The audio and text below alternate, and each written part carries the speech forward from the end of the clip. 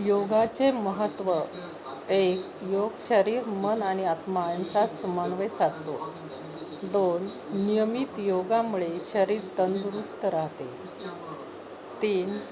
योग्य मानसिक तणाव आणि चिंता दूर करतो. 4. ध्यान व प्राणायामामुळे मनशांती लाभते. 5. योगाने रोगप्रतिकारशक्ती वाढते. 6. श्वसन संस्थेचे कार्य सुधारते. 7. पचनक्रिया सुरळीत होते. 8. शरीरातील लवचिकता वाढते. 9. झोपेचे विकार कमी होतात. 10. योगामुळे रक्तदाब नियंत्रित राहतो.